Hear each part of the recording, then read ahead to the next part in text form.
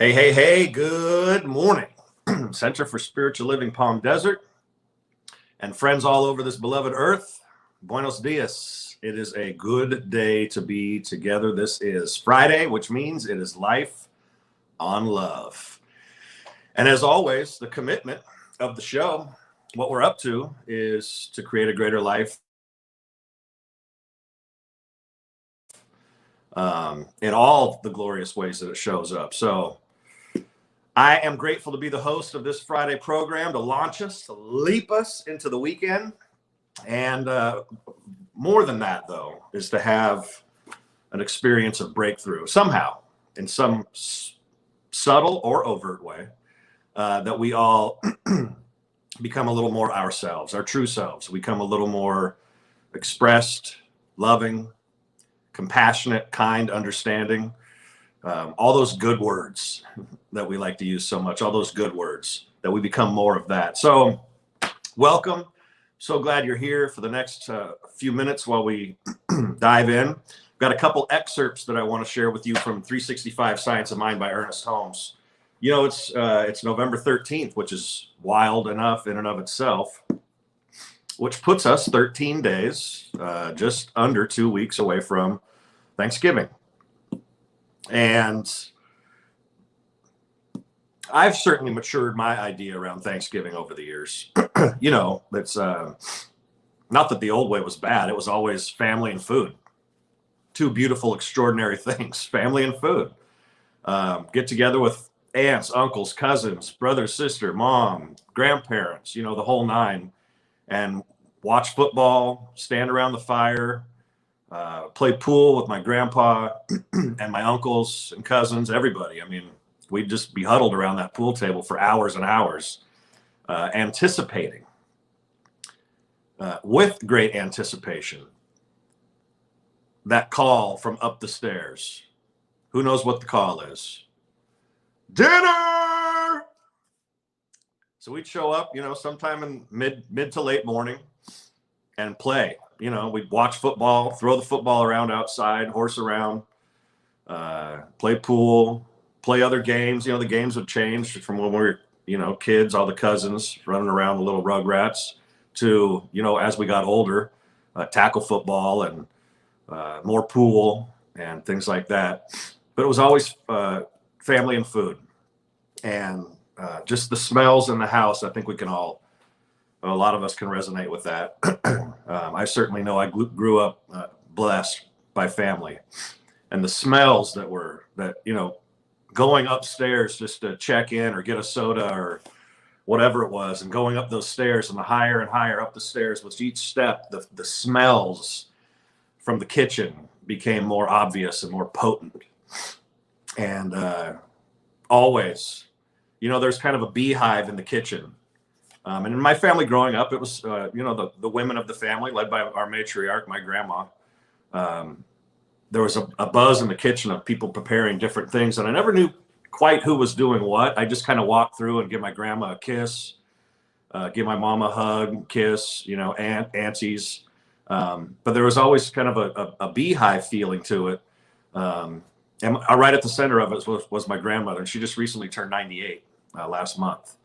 And so anyway, I love you, Grandma.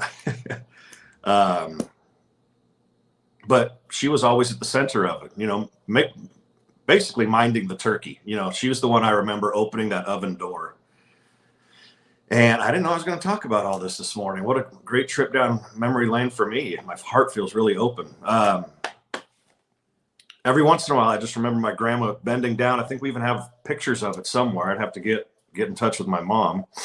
Mom, if you're watching, call into the show. We'll get you a link so you could join.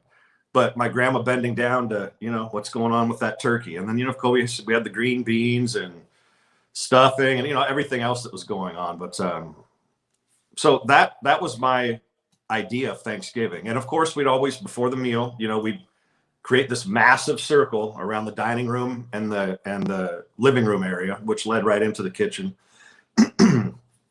And, you know, have our however long it lasted, prayer time. You know, everybody in the family would have an opportunity to say something they're grateful for, and we do that whole thing, and it was a big circle.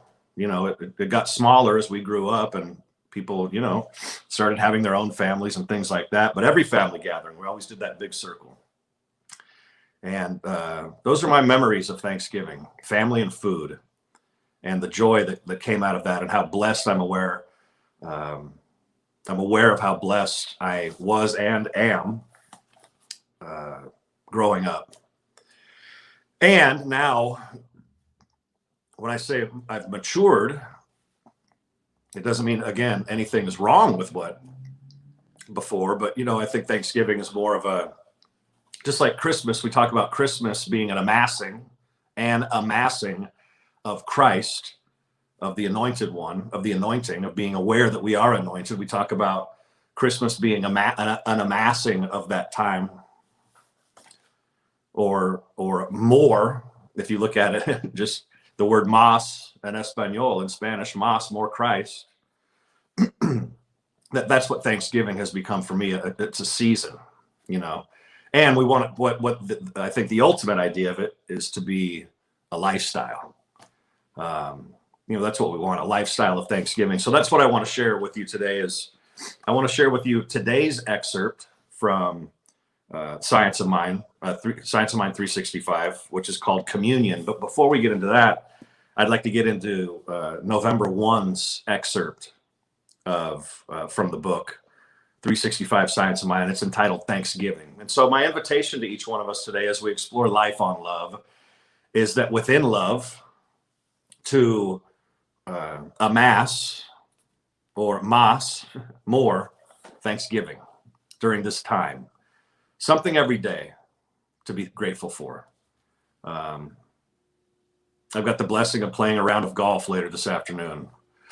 And I'm so aware. I went to bed giddy about it last night. It doesn't, as much as I'd like it to, because I live in heaven here in the Coachella Valley, especially now, play more often, but duty calls, and duty's first. Family, the center, et cetera, et cetera. So I'm particularly aware of how grateful I am to be able to play golf this afternoon. And as I was sharing with Julia a couple of days ago, after being 2 weeks up in Seattle on a working vacation, and experiencing fall up there with all the magnificent colors and the chilly air, and the literal chili that my brother-in-law is so good at making, and I'm making a fire in the fireplace, and all the things that come along with fall, and being around family as well. How extraordinary it is to come back to the Coachella Valley and experience radiant sunshine and 75 degrees with a light dusting of snow on top of the mountains, and the mountains. And I said to Julia, I am going to enjoy every day of this 6 months, whatever it ends up being. When I left a few weeks ago, 2.5 weeks ago, 3 weeks ago, it was hot. It was still hot, upper 90s, low hundreds. That shift happened while I was gone. So to come back, I went and got fall, what I call a real fall, because it's more of a seasonal change. And then this fall, which is here in beautiful Southern California. And so I just am particularly aware of how blessed and grateful I am for all the goodness that is in all of our lives. And I pray that through sharing these excerpts from Science of Mind today with you, that it also amasses an awareness of Thanksgiving for you. And as always, and I know Krista's got the banner up here, please, if you have questions, I know but memories, anything that you'd like to share about Thanksgiving, or what you're particularly grateful for right now, leading up to actually Thanksgiving Day, and however we'll all celebrate. And I know it's different this year. There was a big family gathering planned for us, and my brother made a tough call and said, it's probably not the right thing to do this year. Everybody was planning on heading to Montana and being together, from both sides of our family, the Mexican side, the Caucasian side, whatever you want, American side, all of us, we were going to, well, we're all Americans, but, for just the Mexicans and the white folks, and we were just going to do what we do and get together and have fun and eat and do different traditions. And, during this time, we thought, my brother especially, and everybody feels a little bit of relief, thought it best to call it off and we'll regroup at some point. So however Thanksgiving is going to be showing up for you, I pray that it's a blessing, and that what really inspires it and fires it is that experience of Thanksgiving. That it is food and family, friends, however family shows up, all of that, and a genuine, authentic expression and experience of being grateful. So let's get into that. I think I've waxed enough on various things. So this is from November 1 in the book 365 Science of Mind. I'm going to read through this and know that it blesses all of us in some way. The attitudes, first, a sip of water.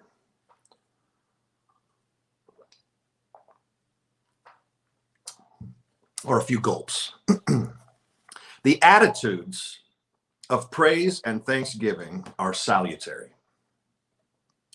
They not only lighten the consciousness, lifting it out of sadness and depression, they elevate consciousness to a point of acceptance.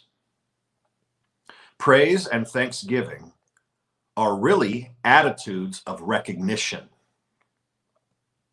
They are affirmations of the divine presence, the divine abundance, and the divine givingness. It is only when we live affirmatively that we are happy. It is only when we recognize that the universe is built on affirmation that we can become happy. Today, and this is where it gets into a personal affirmation that I invite you into as well. Today, through praise and thanksgiving, I recognize the divine presence in everything. In the midst of darkness, I will sing a song to the dawn.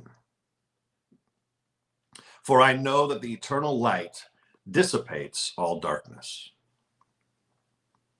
Today, I will recognize the beautiful and the perfect in everything.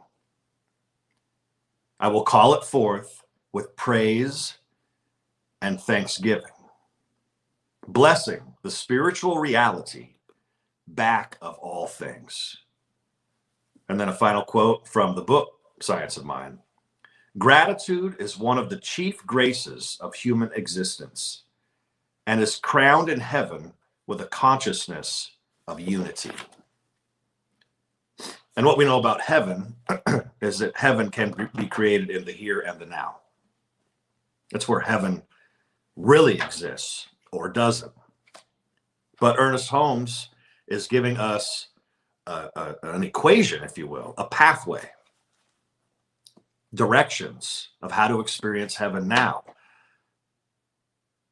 Recognition, affirmation, thanksgiving. What are you grateful for? And as I've shared before,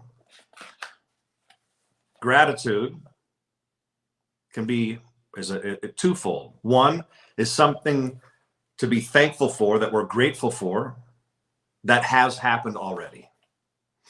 Something we already experience in our life, or something that we already have. A relationship. I'm grateful for my daughter. I'm grateful for my family and all the ways that it shows up. I'm grateful for my house being clean. It also shows up as something we want to welcome into our life. Ernest Holmes says, in the midst of darkness, I will sing a song to the dawn, for I know that the eternal light dissipates all darkness. So even if it's not darkness, if there's something that we're ready to welcome into our lives, if there's something you are ready to welcome into your life, start the welcoming process by being grateful. A preemptive strike of gratitude. A preemptive strike of gratitude. I desire it. I want it. I'm going to be grateful for it. A new home, a new relationship. Everything is created twice. First in idea, and look at this from a practical standpoint. Chair, table, house, refrigerator, something that can keep our food cold, oven, something that can warm our food up, cook it. All in idea first. Everything's created twice, first in heaven, then on earth. First in idea, and then in form.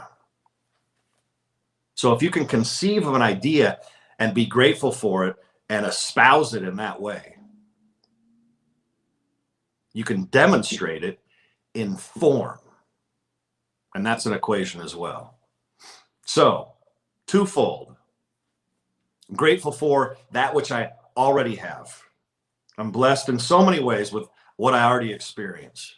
The things, the intangibles, family, the stuff, et cetera, et cetera. And as I continue to wake up to myself and become more expressed, as I continue to mature in my own experience of myself, a preemptive strike of gratitude to make something welcome into your life. You welcome it. As it's been said, you roll out the welcome mat. That's something to take an inventory for as well. What are you ready to welcome into your life? And what are you ready to roll out of your life? Gratitude, a key ingredient in all of this. I'm going to read that through one more time, and then we're going to get to the next page. And again, please feel the freedom to jump in and be part of this conversation. The attitudes of praise and thanksgiving are salutary. They not only lighten the consciousness, lifting it out of sadness and depression, they elevate consciousness to a point of acceptance. Praise and thanksgiving are really attitudes of recognition. They are affirmations of the divine presence, the divine abundance, and the divine givingness. It is only when we live affirmatively that we are happy. It is only when we recognize that the universe is built on affirmation that we can become happy. Today, through praise and thanksgiving, I recognize the divine presence in everything. In the midst of darkness, I will sing a song to the dawn, D-A-W-N, for I know that the eternal light dissipates all darkness. Today, I will recognize the beautiful and the perfect in everything. I will call it forth with praise and thanksgiving, blessing the spiritual reality back of all things. Gratitude is one of the chief graces of human existence and is crowned in heaven with the consciousness of unity. That's from November 1, entitled Thanksgiving, from Dr. Ernest Holmes. What are you grateful for that you're already experiencing? What are you grateful for that you're ready to welcome? An expansion of business, an expansion of family, an expansion of relationship. What are you grateful for? Okay, now today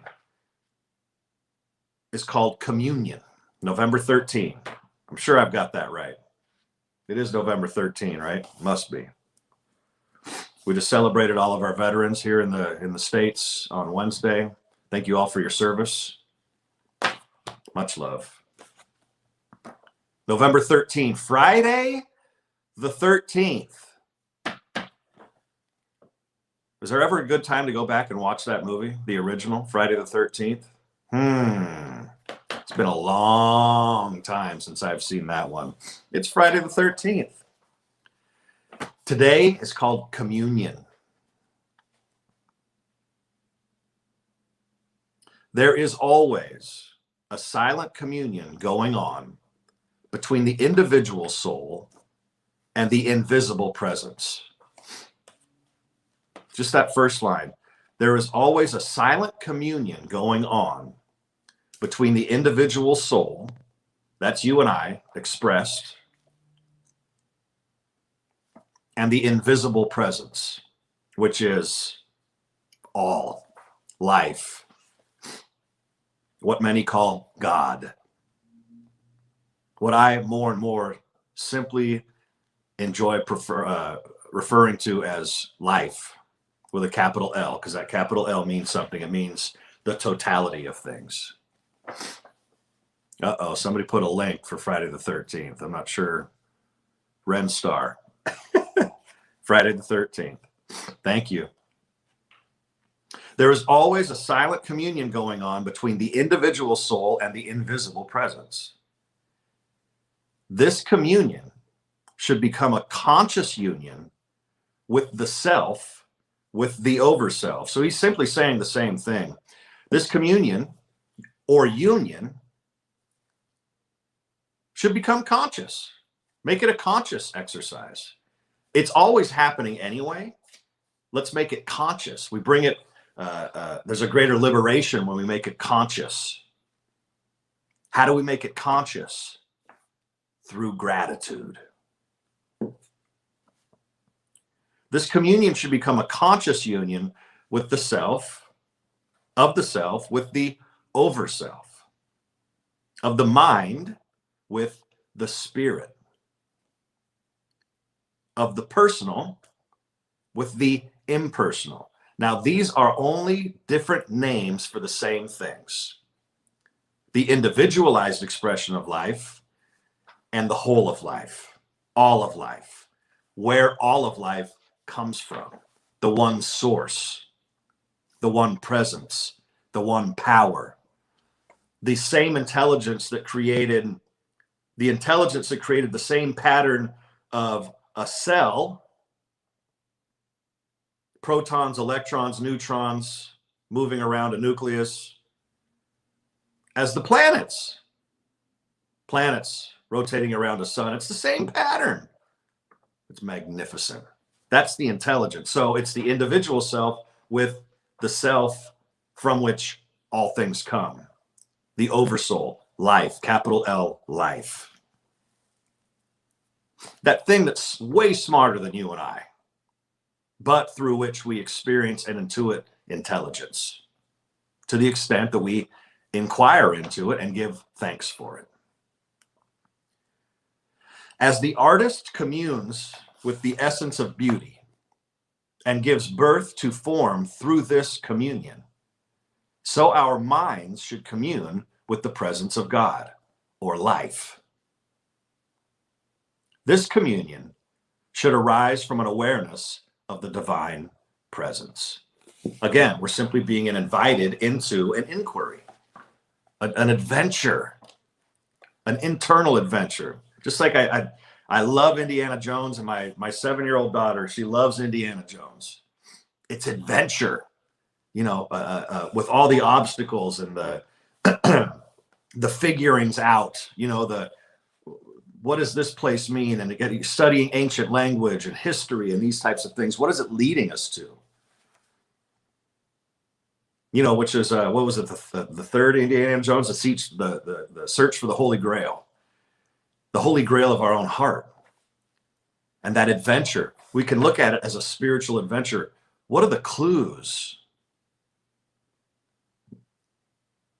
What are the clues that continue to lead us to the grail of our own being? That prize, whatever the prize is, a greater expression of gratitude. Renstar says the place we get our ideas from, oftentimes you think, wow, that's a great idea. Exactly. That's where we get our, exactly.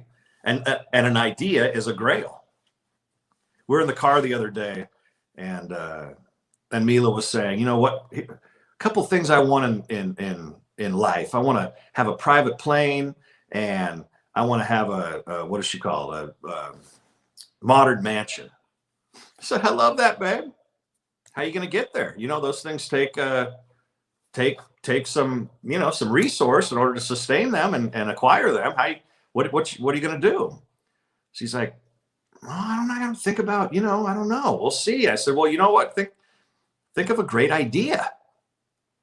What's a great idea that you could give life to, that people would want to express and, you know, experience? So there's the idea of ideas and the grail, and where's our good coming from, and the communion with it, with the divine presence. So then again, he gets into the personal affirmation.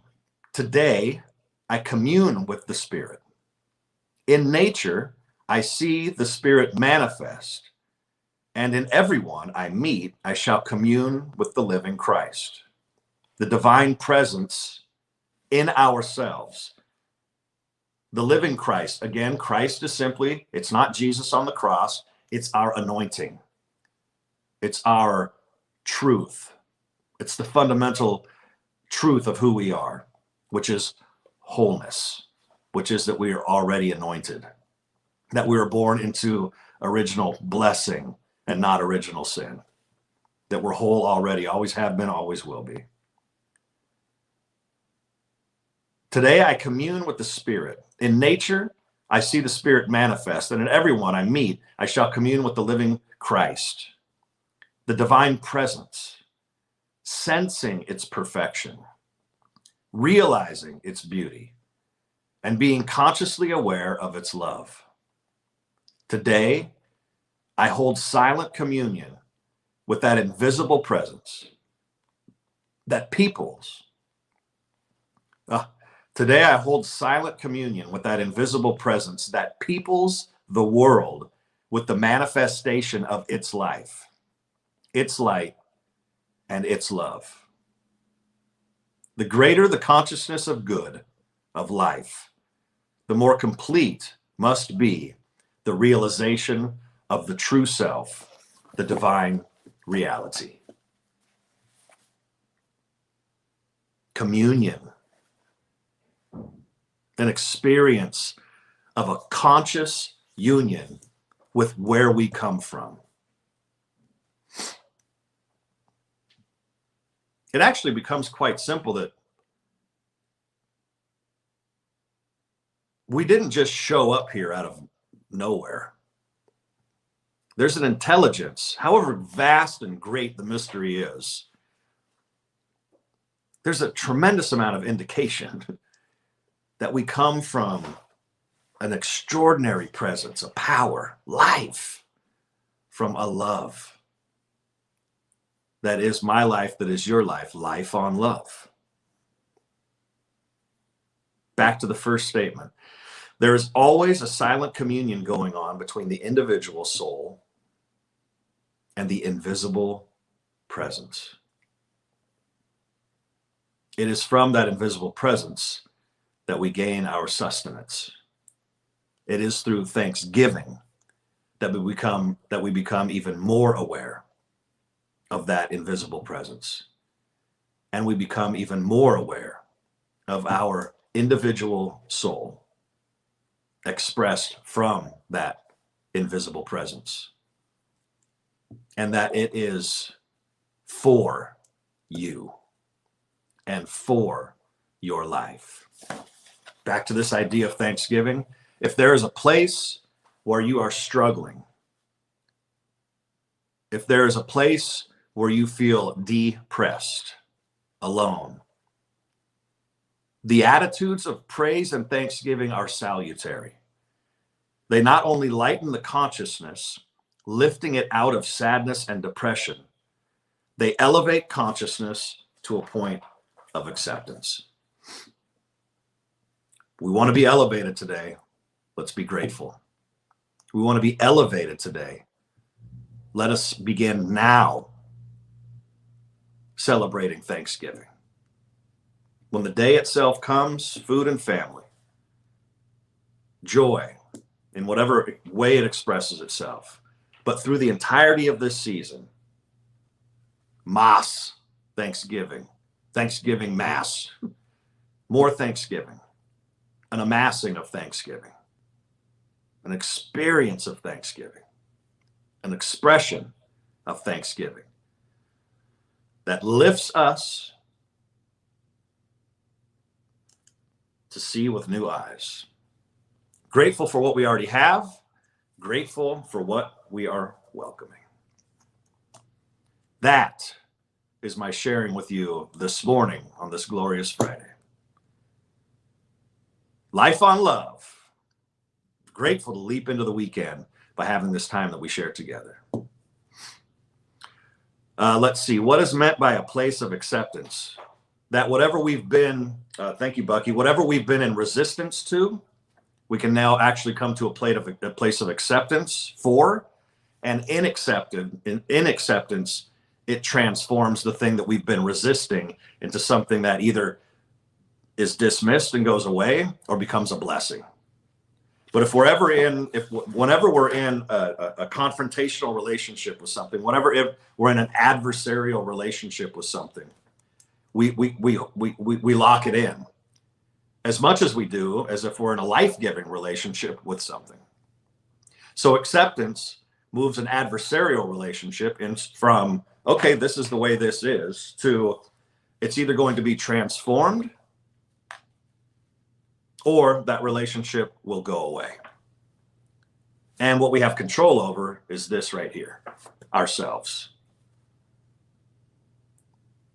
That's all we have control over. So I need to accept where I'm at with that particular, whatever the thing is. And in acceptance comes transformation, whatever that might look like. And gratitude actually moves our attention from something that is adversarial or causing depression or sadness. Gratitude actually moves our attention from that to where all of our blessings are. And yes, Renstar, attitude of gratitude always, no matter what. So that's what I've got to share with you this morning. Krista de la Cruz from Manila in the Philippines, who's graciously and in a wonderful way producing the show this morning, all the way from Manila in the Philippines. I love it. Has put up there all the ways that some of the ways that you can donate to the center. If you're sitting there listening and don't normally participate with our center, I invite you to consider the power of circulation. And sometimes I put it in this way. If you go into the grocery store to buy a loaf of bread or a gallon of milk or some fruit, unless you're operating outside of the bounds of, yes, letting go of the outcome or results is the first step. You just move, realizing the only thing you have control over is your stepping, right? So if you go into the grocery store, you don't expect to grab a loaf of bread and walk right out the front door without paying for it. It's how things work.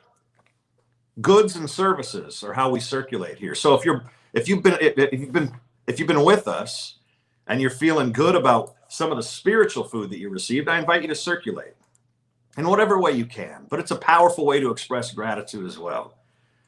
We invite you to share your financial good with our center to continue to empower us to offer these wonderful programs to you. We don't want the ask to be laborious or awkward or anything like that. Simply circulation. It's a powerful circulation. So if you're somehow receiving good from our center, if you're receiving a blessing from our center, please donate. Please share some financial good with us. And we really appreciate that. You can go to the website, cslpalmdesert.org, share through our website portal. You can call into the office. You can text. We've got a PayPal link up. You can use good old-fashioned first-class mail. We appreciate all the ways that you support, and appreciate you supporting our center by showing up for our daily programming, which, every day at 10. Tomorrow we've got another meditation coming out for you. Sunday, another wonderful Sunday service with Dr. Joe. And then Monday we get back into rocking and rolling. Let's see. Monday will be Dr. Joe with Back to the Basics. Tuesday will be Reverend Bradley Wentker and Dr. Michelle Madrano from the Mile High Center. They've got a wonderful presentation for us, so that'll be a lot of fun on Tuesday. Wednesday, the Fabulous Five. Tune in to see some of the changes that have happened with that group and how they're going to continue to bless us. And then we keep rolling Thursday with Dr. Laura, and I'll be back with you on Friday, and on it goes with all of the blessings that we experience. So thank you for your contributions. Thank you for participating. Thank you for being here. And I feel blessed by you. I pray that you feel blessed by me. And remember to make today the best day ever. Peace and love. We're out of here.